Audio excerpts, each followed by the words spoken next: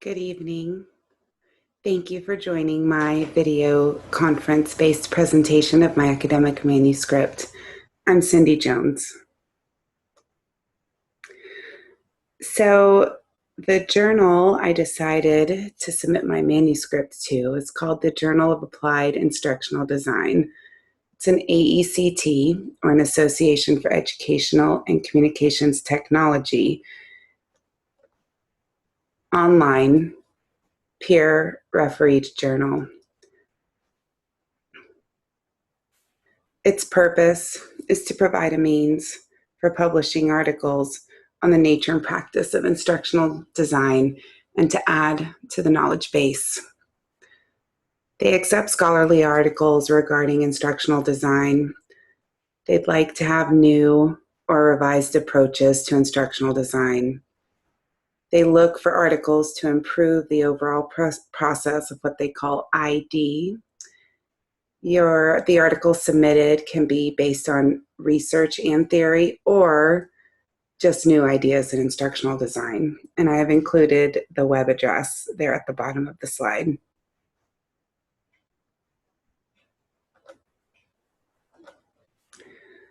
So they publish a lot of different types of articles.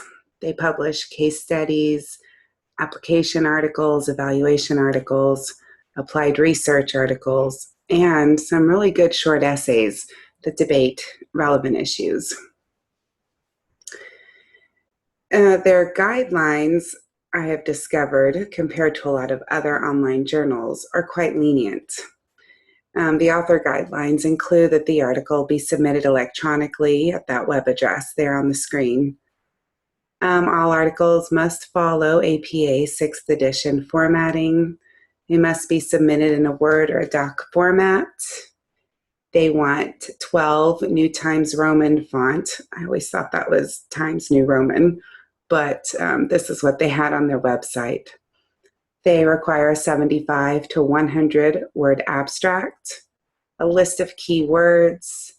Articles they recommend between 2,000 and 4,000 words. However, this journal is very flexible with that. And a cover page with contact information of the author. So, a quick overview of the manuscript I'm submitting is that today's middle school students, known as Generation Z or Boomlets, which I didn't even know there was a Generation Z until I started this. I thought millennials were the last one, but I was wrong. These kiddos need a different outlet for their assignments in order to be motivated to learn.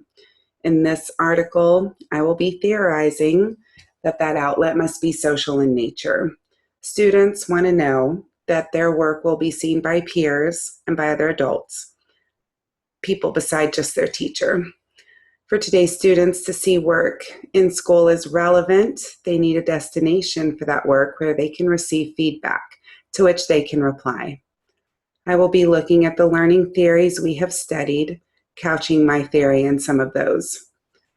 However, as my article will explain, today's students need more than what those learning theorists put forth.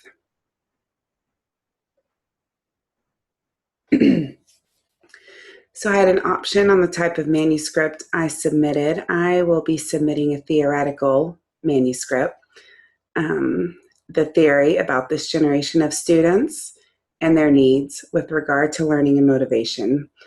This time, I will not be focused on practical application, research, or experiment. This article will really stem from my own experience with middle school students. However, I am hopeful that I will have an opportunity to do some of the research and application and experimenting for a later piece.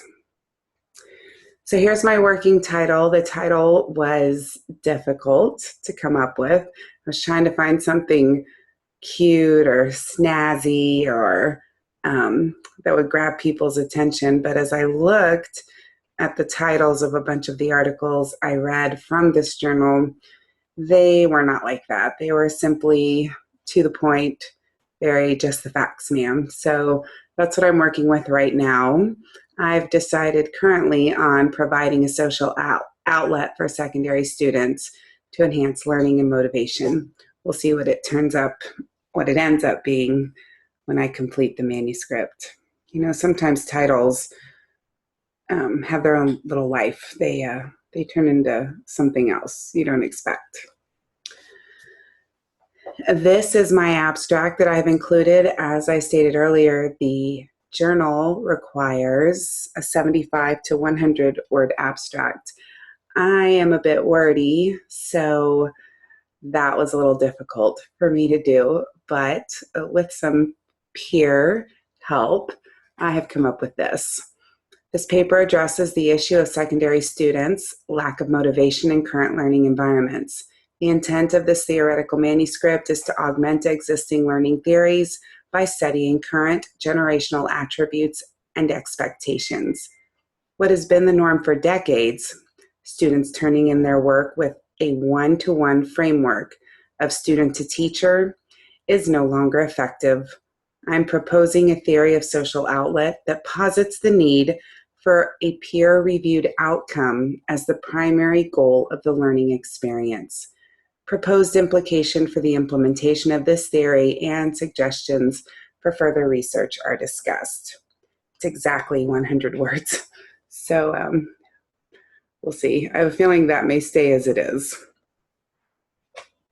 So my working outline is this. I'll have an introduction. Going to call it From the Students' Mouths or something along that line, with a couple of anecdotes. The articles I read online don't have a lot of anecdotes. However, it's kind of my thing. I always want to include one. So I'm going to, and we'll see how that goes. Then, of course, I'll have my thesis.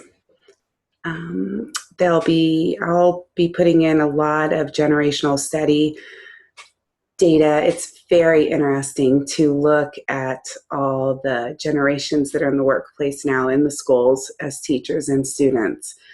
I'll be summarizing the different generations' attributes, really talking about the Generation Z or boomlets. And I'm going to discuss how our generation gaps, I think, are moving faster nowadays than they did in the past, and how that affects today's students' motivation and learning. My next section will be on my preliminary theory. I'm going to talk about cognitivist theory relevance, motivational theory relevance, behaviorist theory relevance, all relevant, all excellent theories. And then I'm going to talk about how we need to add some kind of social outlet or social destination within these theories for students today. Sorry, I keep looking down. I'm seeing if anybody's in the chat room.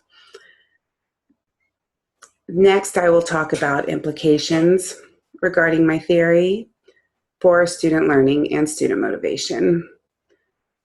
I will then discuss further research opportunities and needs, and then I will have a conclusion. Again, this is a working outline that I'm sure will grow as I continue with my paper. And lastly, the current state of my manuscript. Unfortunately, I'm not quite as far along as I would really like to be. I haven't done as much research into the generation attributes, expectations. Although I have that research gathered, I have not sat down and synthesized it yet for this paper.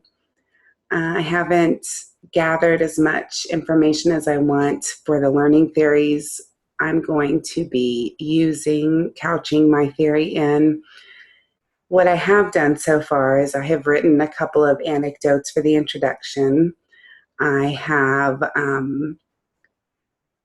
introduced my theory and why I think that today's students need something that is very social in the classroom in order to feel that their work is authentic.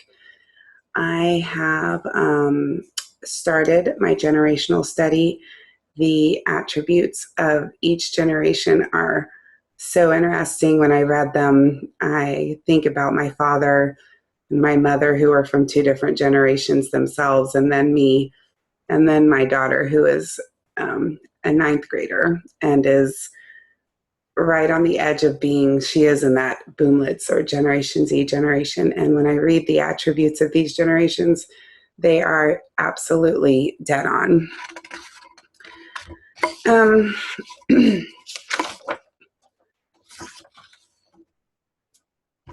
I I don't see anyone in the chat room, so I'm going to exit this full screen and see. Oh dear. Oh my. Why does this always happen? There we go. Okay.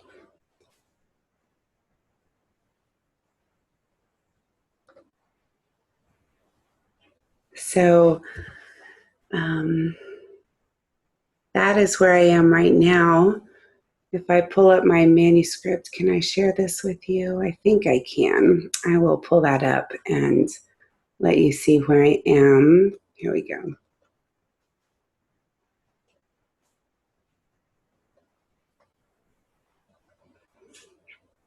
I hope you can see this. So here's my title page with my abstract. Here's my introduction.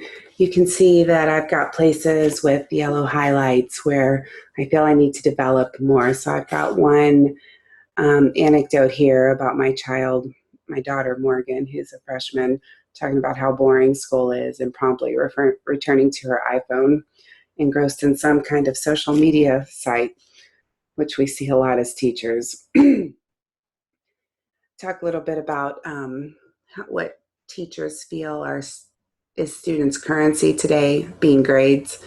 And I talk here about, I don't feel that's true anymore. I don't feel students today that their currency is their grades. I have, especially in the struggling student arena, I have quite a few who, they've never gotten good grades, so grades are not their currency.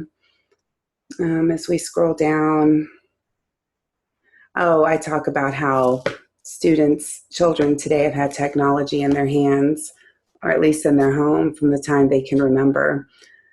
We haven't. Of course, when I got my bachelor's degree, there was not an internet that we could go and do research on. But when I got my master's, the entire class was online and all my textbooks were online.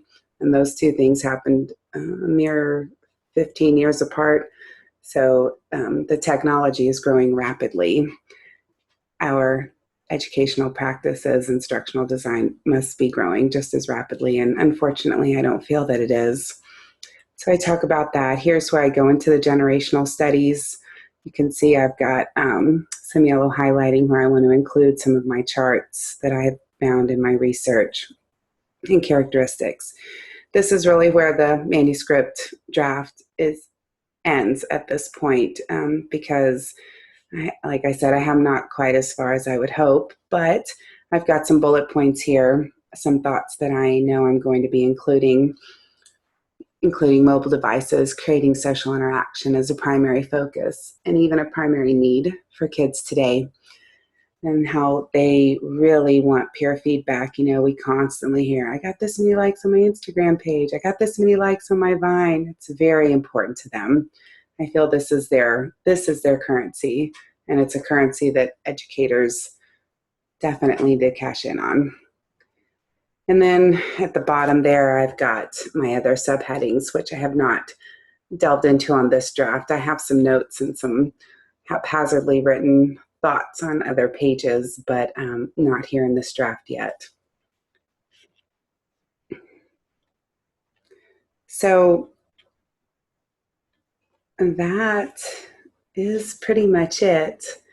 I'm excited about this manuscript. I think once I get it all together, it is going to be something that will help educators quite a bit with motivation and student learning, because in the end, it is, of course, why we do what we do in education.